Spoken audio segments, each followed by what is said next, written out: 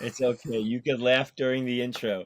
I Hi, know. welcome to the Indie Music Network podcast. Hi, welcome to. I'm sorry.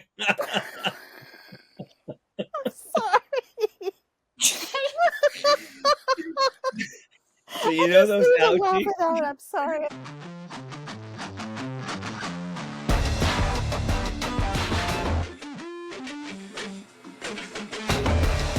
Hi, welcome to the Indie Music Network podcast presented by Not Dead Yet Media.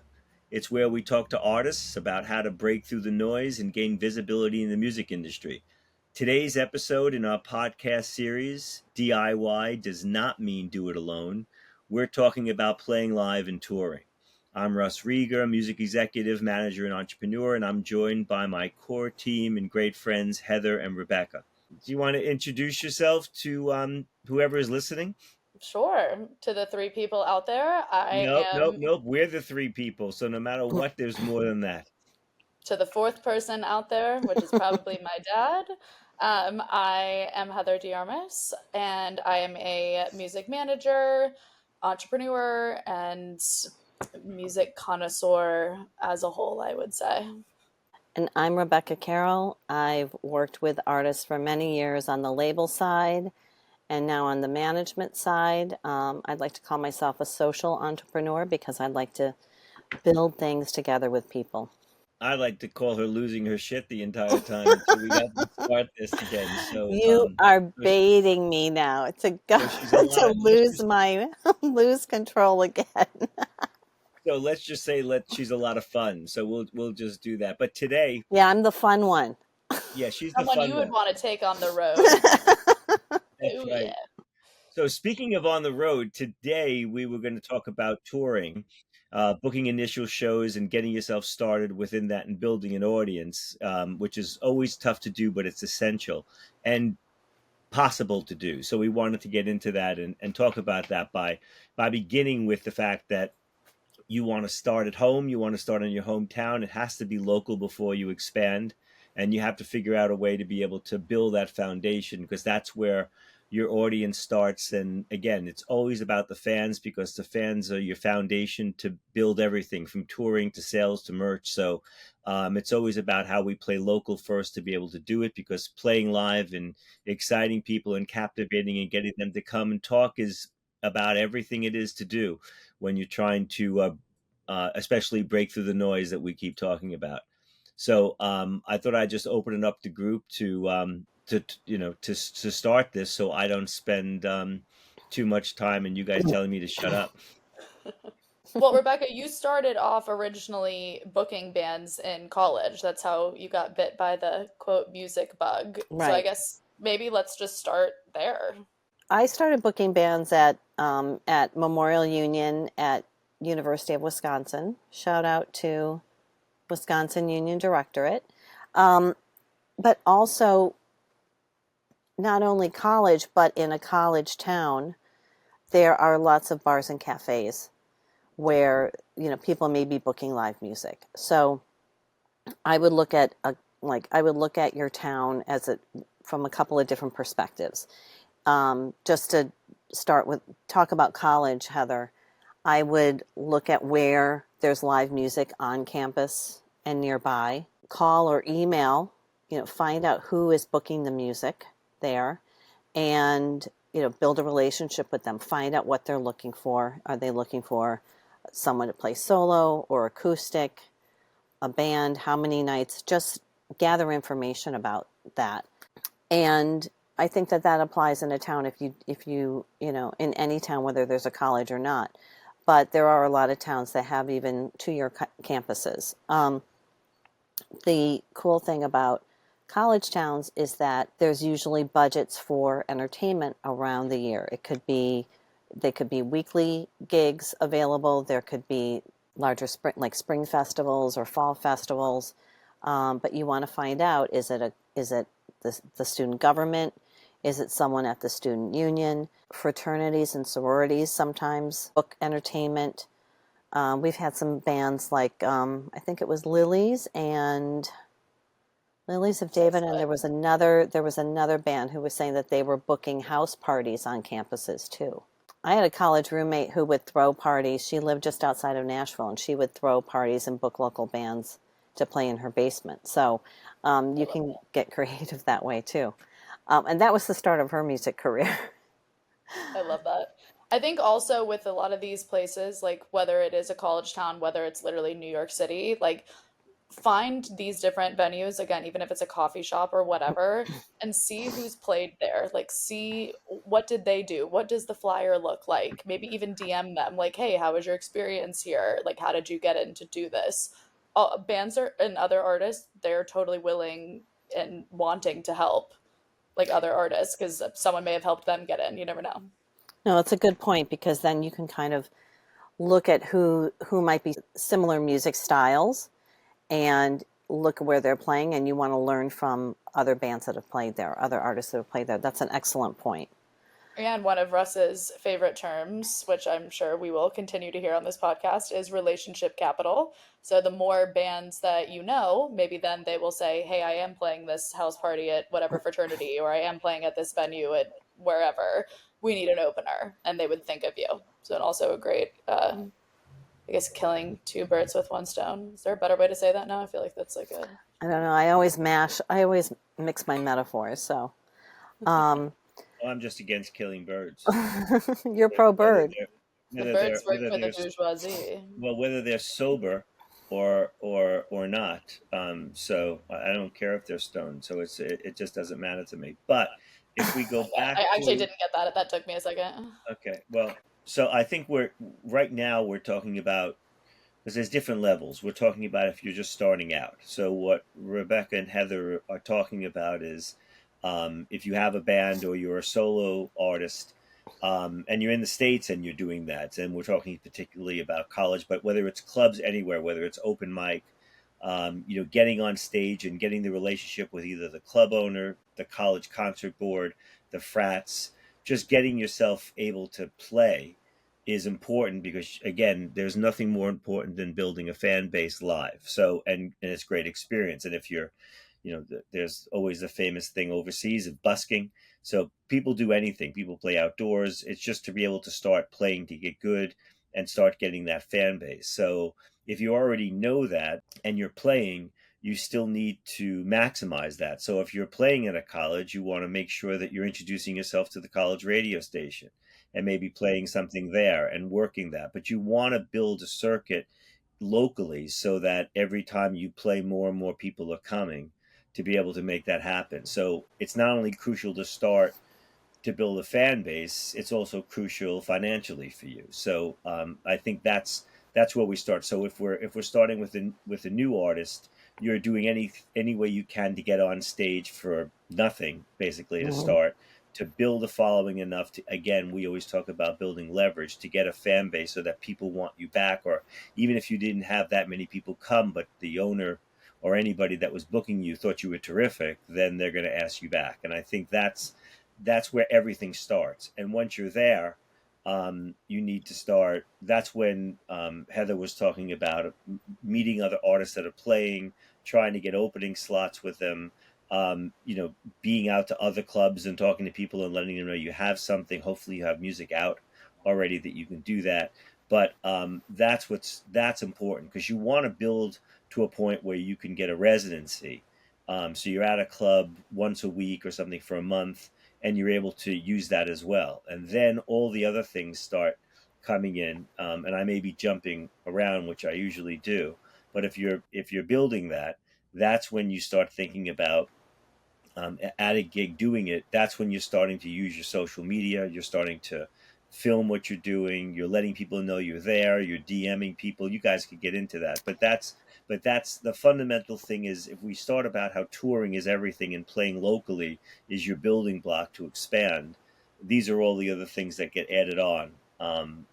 That we as a team and what we've done throughout our lives of getting bands popular, there's just nothing more important than this. Well, all right. Can we circle back for a second on a couple things that you talked about? Because I think Yes, I threw out a lot. I'm sorry. that's all right. We're talking about getting out, playing live is one part of your career because you might be posting things on social media that may or may not be getting seen. So we talk in another episode about how to make social media your friend and how to use it as a tool. I think even things like open mic nights are really great because they're usually they're very relaxed. They can be pretty fluid. You can get to know who might be booking them. It's easy to meet other people who are there playing, and it can be, kind of, I want to say like lower pressure sometimes. Like I was going to say risk free, but there's always a risk getting up on stage, at least for me to get up on stage.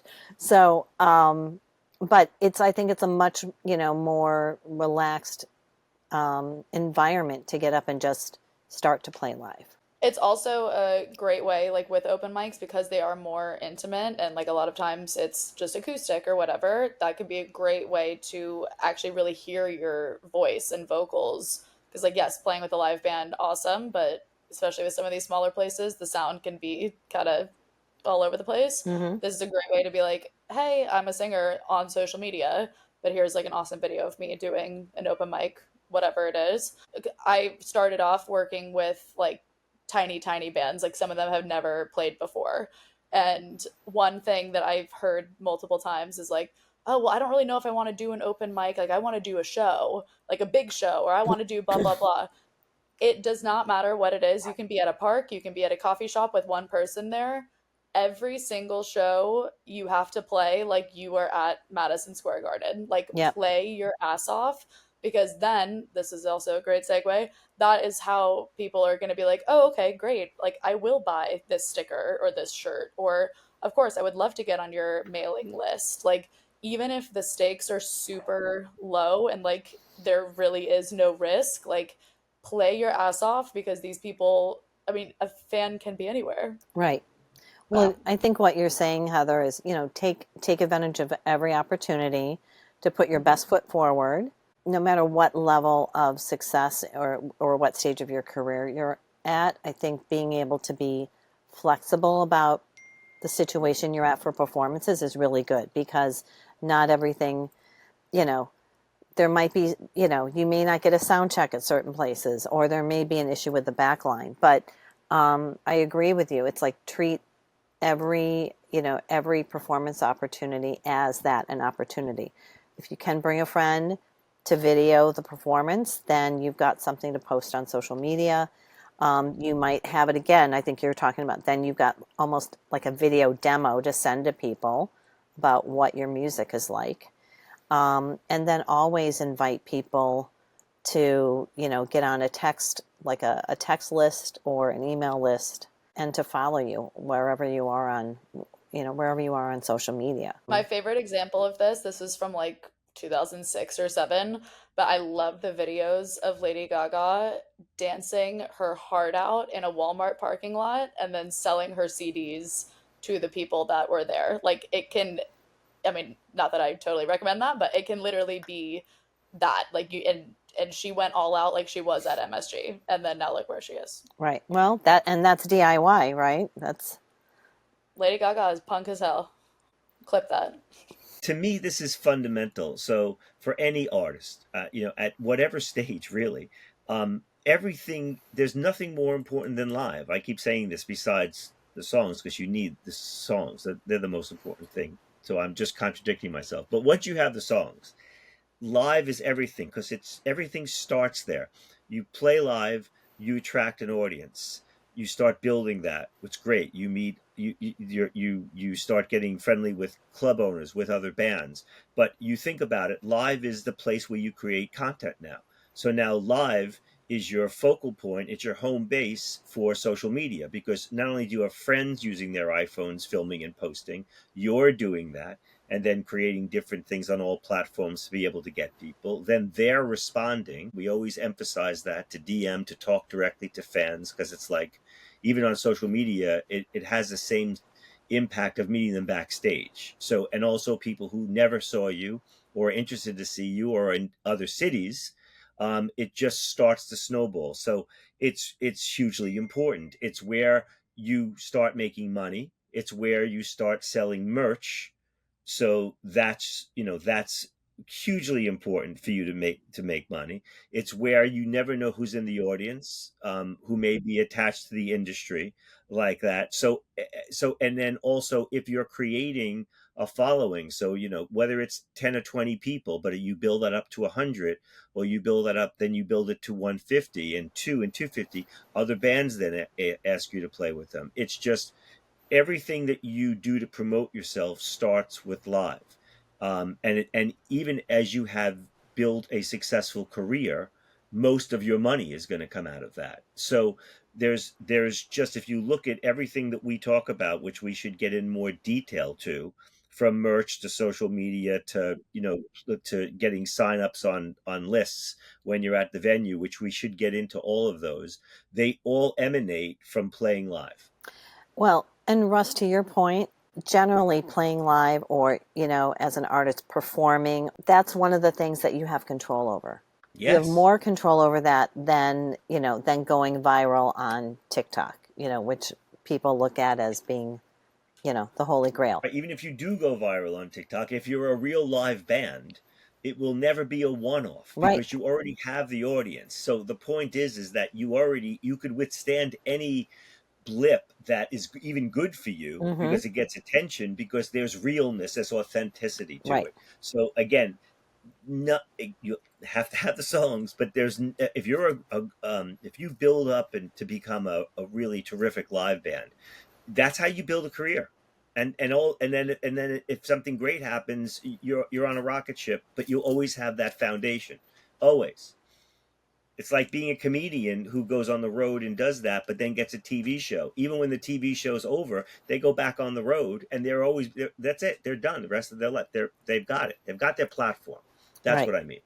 Right. But we should get into. You guys should get into the merch and the signups at the clubs and the practical ways that I'm talking about that actually builds that. So, obviously, when we see a band, we love to buy their stuff because we are a fan. I know it can be kind of intimidating at first to be like, oh my God, if I go on XYZ website and see how much a shirt costs, like with your logo on it, for example, it can be like, how am I supposed to put up like so much money for this, especially if you're just starting out? That's when stickers enter from Stage Right. Stickers are a great, great place to start. I've even had artists make like shot glasses with their logos on them. Like you can get creative. I've had artists also just get like little tops from Target or wherever, and she has like a little press, whatever you call it, and she made her own merch. So like you can be as DIY with it as you want, but as soon as you get your logo down, which that should be kind of first order of business for any artist, merch can be a lot easier than it seems. Rebecca, I know you've worked a lot too with like merch partners and working with people overseas and stuff. Like, do you have any other recommendations with that? When I think about merch, I always think about like that's your party favor. That's the souvenir of the night, in addition to whatever, video maybe you took or some photos and stuff. Um, I've I've had fun doing merch over the years. Maybe, the craziest thing I've done is when Portishead's album Dummy came out, I was shipping mannequins all over the country. Amazing. Yeah, so that was really fun. But not everyone wants a mannequin in their house. So, but I I would, sure, I sure do. but I would say, anything that's low cost, anything that is that's very portable, um, stickers. I've seen people make, printing on like iron transfer paper, their logo or a saying or a lyric from the song, and then actually making their own t-shirt. So like you said, it can be as DIY as you want it to be. If you're looking for inspiration, I mean, currently, if you look at what K-pop artists are doing, and maybe that's what you were also had in mind, what K-pop artists are doing is almost kind of a throwback to, earlier eras too, with photo cards that are collectible. Those could be, you could make those postcards, which are relatively cheap. You could actually, you can do those self-printing postcards if you wanted to. if you're looking for inspiration for merchandise, then I would say if you looked at things that are collectible, things that could be in different series, maybe things that are different colors. The K-pop artists are really being very creative and super serving their fans with the merch that they're developing. That might be one end of the spectrum, but you could just take one piece of it that you really liked. It could be a temporary tattoo. It could be, again, if you're releasing singles, you could do a postcard that would align with each single and make that something that would be collectible along at your shows that you're doing, at your live shows. And Um, again, obviously merch is awesome to make money. That is why we do it and to spread the news that you are this artist and all of that. One thing that I've seen all the time, if you are an emerging artist, even a mid-tier artist, please do not sell your t-shirts for $45 because again, maybe Taylor Swift can do that, but if it's like, oh well, I need to get like 100% like return on like what I'm putting into it, don't do that. Like you will sell way more if they're like a little bit less expensive. Well, as you're building a fan base, because I was just at a concert last night where a hoodie was 75 and a shirt was 45, and records were being sold, and buttons and stickers and anything, and we have artists that sell G strings. So again, the merchandise is endless of what you could think of. So you want to be aware of what scene you're in because of what of Rebecca talked about K-pop, but I mean you which is they're an amazing model to look at and learn from. But you want to just be aware of what's popular in the scene and and also what you do is, let's go back to again practical. You want to finish your show and let them know that you're going to be at the merch table, mhm. and then you want to be able to gain email lists from there. So you're Yes. selling stuff, but you could then, even whether it's social media, once you have a fan base, you could ask those kind of questions. What do you want? We're making shirts because shirts are the staple, but what else were they looking for? So whether it's, and if it's vinyl, it could be pre-ordered too. You could have a QR code where you get people that, which is perfect for you because it's information about your fans, and also a number that you already have pre-committed to make and sell, so you're not losing any, and you're not putting out any money first. So there's just a lot of ways to go once you start building a fan base, but that's what that's the gift that keeps on giving by playing live, to be able to do that, to have social media, to be able to get mailing lists, to be able to have merch, to be able to sell,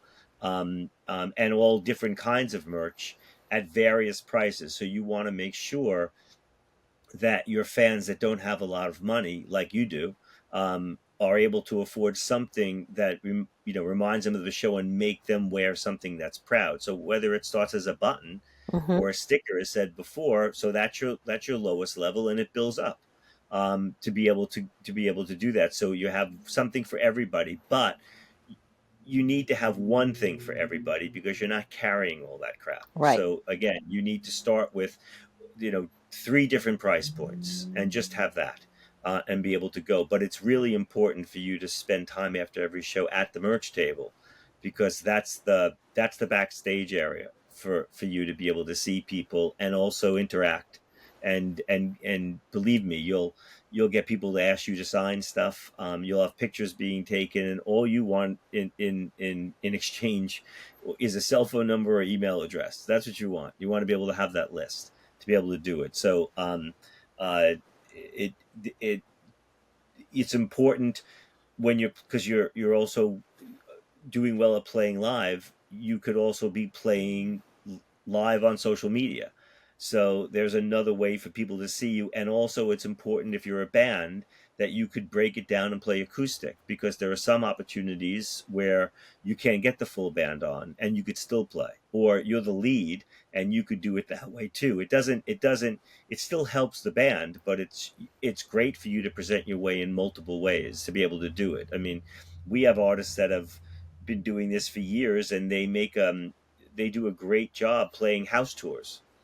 And that's becoming more and more. It started out as a niche thing, but it's coming out more and more as a great way to be able to go and do it where you're dealing directly and playing it at fans' places. So again, we're all fans, and any band that we love, we're always at the merch table. So everybody's buying something from that night. I overbought last night as well because I went back. So it's just what happens when you do that. But it's again um it's fundamental to sell merch because it makes the extra money that you need, but you also, someone in the band needs to be smart about how you're making it and what you're selling it for, so that you're not overextending yourself and be able to do it. I also know that like text and email signups and stuff like may seem kind of archaic, but people want to stay in touch with the bands that they love. Like I know like Rebecca with Patriarchy, like we love their emails. Like Yeah. they're funny. This is the new merch that's coming out, or like this is a code to get in early to get tickets and stuff. Like it's such a cool way to connect with fans.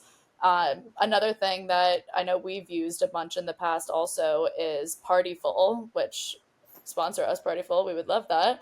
But being able to use those phone numbers, especially that you collect at shows, to then send out like, hey, we're playing XYZ city. Here's the Partyful. Here's the link. And then people can like chit chat in the comments and stuff. I really love Partyful. But also they're saying I'm going. Yep. Well, also that, of course. So if you think if you think it Partyful is also almost like a Spotify pre-save for your show, Mm-hmm. Yeah. that's what it is. So it's a win in every way. You have the, that's why you want the data. It's just so you can connect to fans. It helps you in every way. But now all of a sudden you're communicating and letting them know that you're doing this. So all of these things are, again, we always say DIY doesn't mean do it alone. All these things are leverage points for you to gain attention with all the stuff that you're competing against, attention with people. So it's you never before have you had this many tools to be able to use. And if you keep building that fan base and using all of them, word keeps spreading, and they do that. And then that, imagine having a party full, and everybody is, you've got this many attending already, and then you're trying to get to the next state and do this and say, this is how many people I have already at these shows, and I have this data. I mean, you're talking to a club owner again.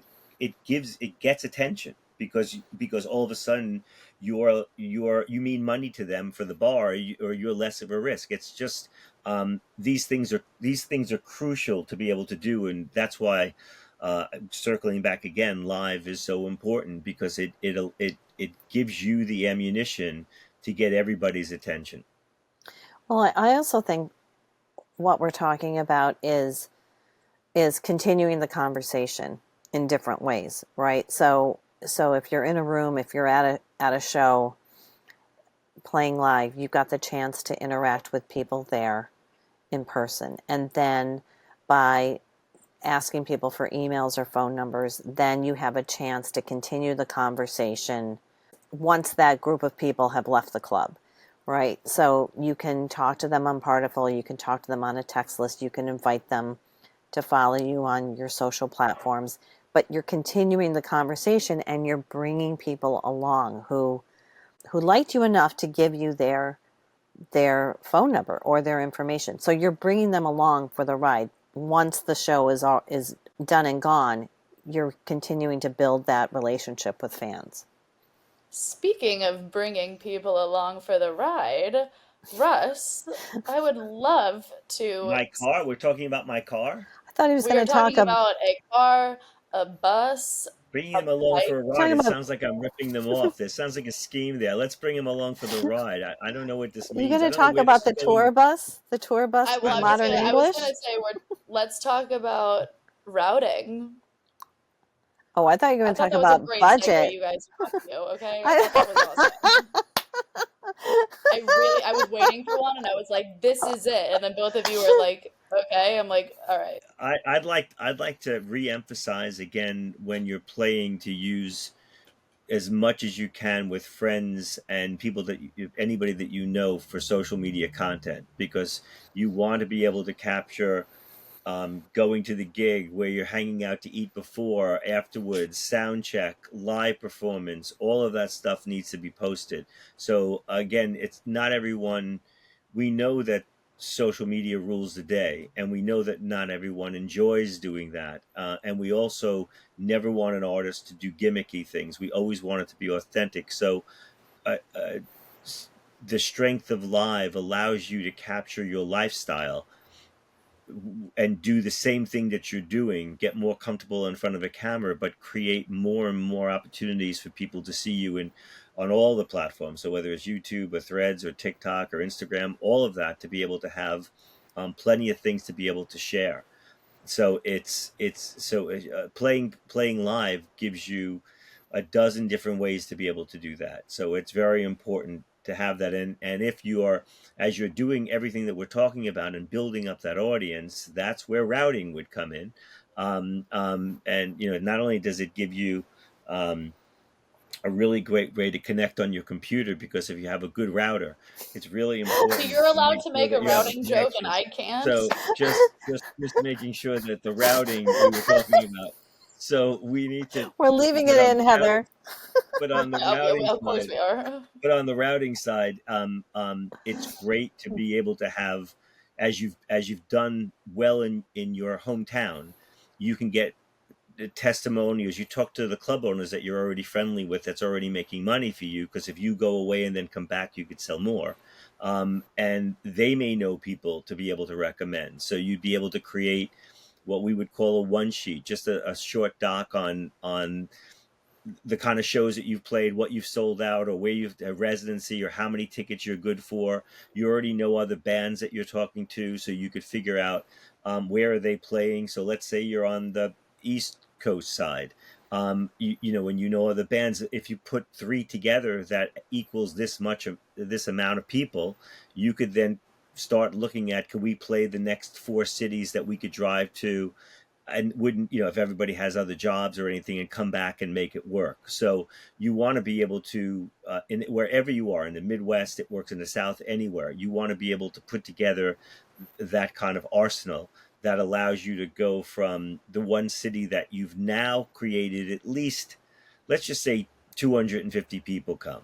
You want to get to a point where you can do that, and then from there look at other places to go, because that also gives you more different angles of social media content.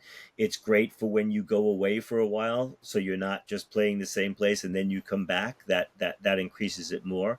But you want to stick to a place where you're thinking it's a van and everybody's schedule, where you can go for the weekend. So maybe it's a Thursday to Sunday, and get there and get back so you can go do something else. So that's the initial way to go. But once you do that successfully, then you plan it again, because they'll want you back, and then you plan it again, and then that becomes a larger stretch with different people now contacting you. This seems like a good segue to mention one of the artists that we work with, 6 Foot Blonde, and how they built their fan base, starting in their college town, and started building up their audience there. So they were playing.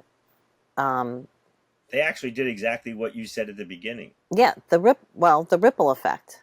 Yeah, Right. but they did the college route the same way. Everything that you said at the beginning, which you could use as an example, they did through colleges. Well, and it also speaks to routing too. So they started in their town where they were going to college, and started doing repeat performances where they could do really healthy shows like twice a month, like selling out.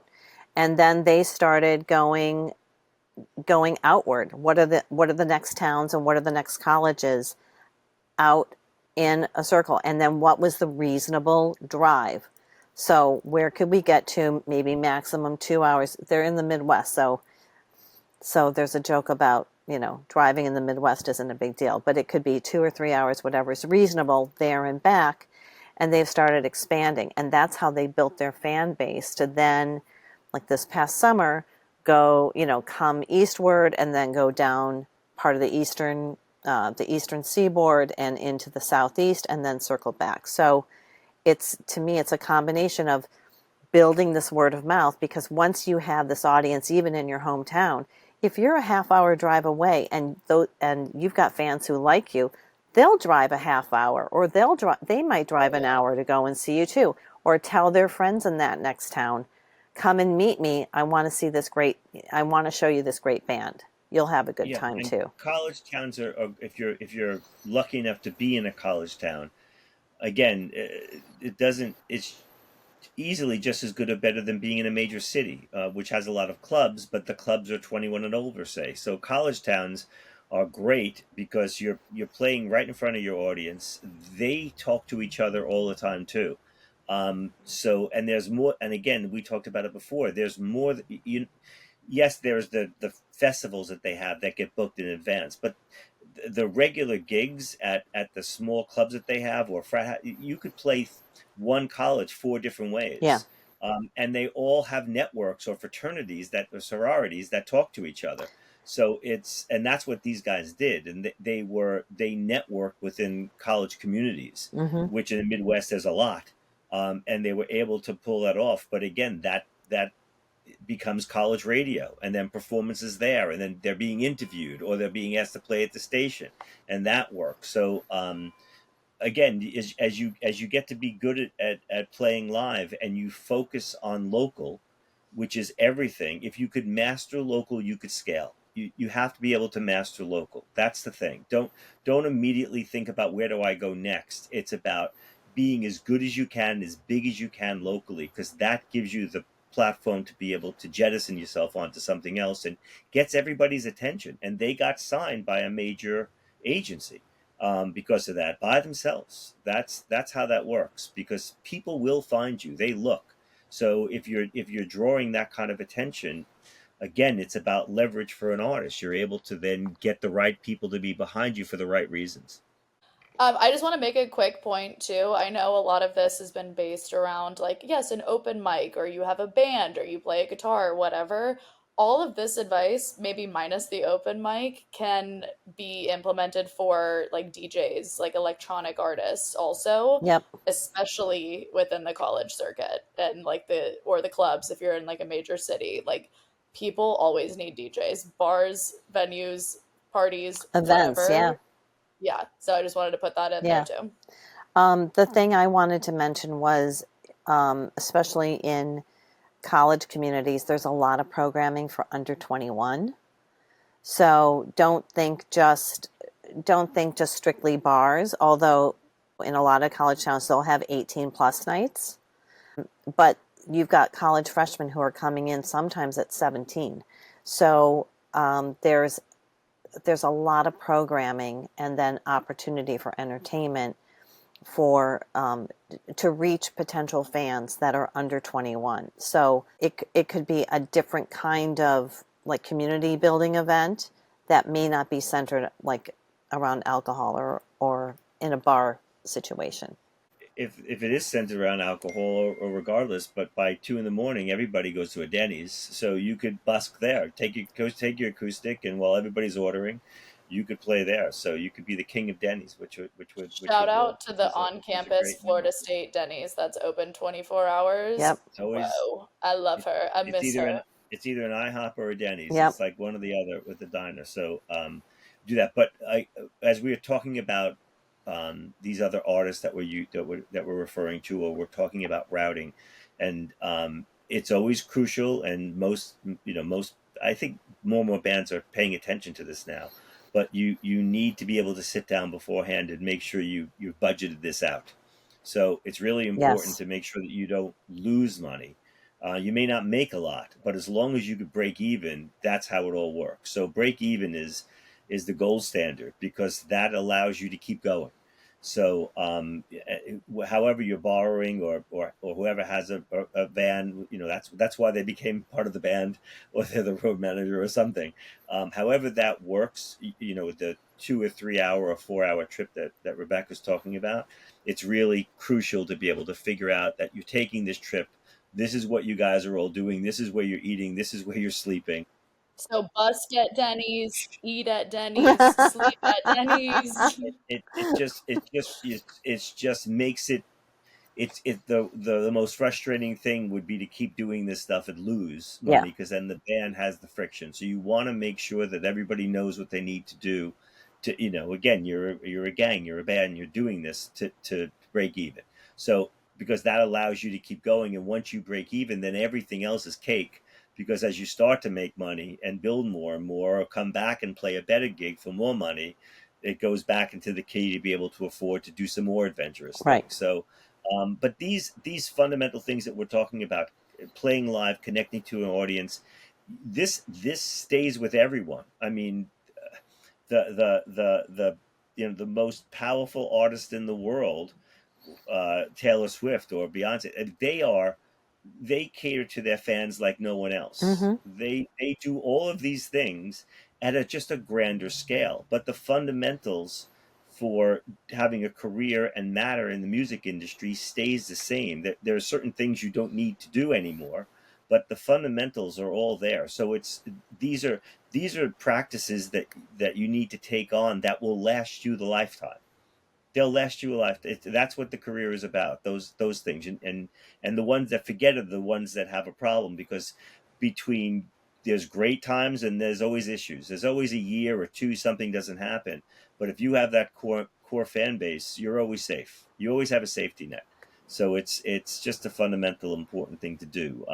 Besides making sure that you break even. I think you forgot also the most important part of touring for you. Do you remember? Bring you on the road as a tour manager. I'm sorry. I wanted to be a bit more discerning, because anybody could be asking you, and then, you're being inundated by requests, and already you're being inundated. So I But if you just were left to it out. bring me along, what would you need a lot of? And you said is the key to touring. I don't Oh, think we're allowed to talk about drugs you at can talk this. about over-the-counter drugs. We can talk about Advil.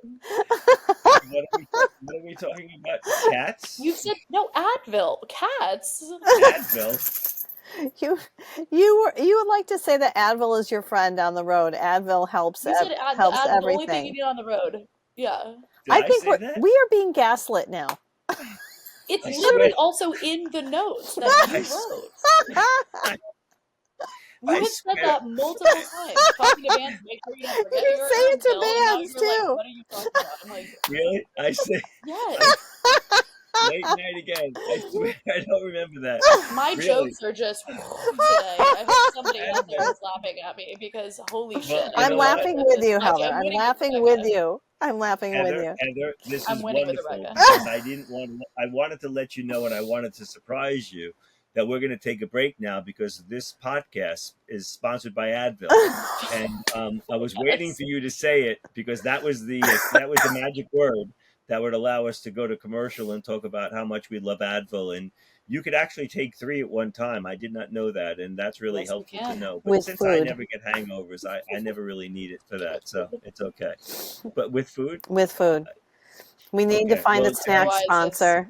if you Cheez-Its. budget correctly Oh and you yeah. have enough money with food, it works. But The no, Advil Cheez-It combo is so unmatched. didn't remember the Advil. I didn't remember the Advil part. Well, I thought Um, it was going to be coffee and Advil, so well, it's always coffee. Well, that's That would and be the Carvel. thing. I won't forget that. Should we figure out a way to exit this and wrap this up? exit Yes, stage Rebecca, would you right. like to read us out? I will read us out. Thanks for listening to the Indie Music Network podcast. If you found this episode helpful, share it with an artist or industry friend. And if you want more practical, no bullshit strategies to build your music career, hit subscribe and leave us a 5-star review. Follow us on socials at Not Dead Yet Media and contact us at our website, notdeadyetmedia.com/contact.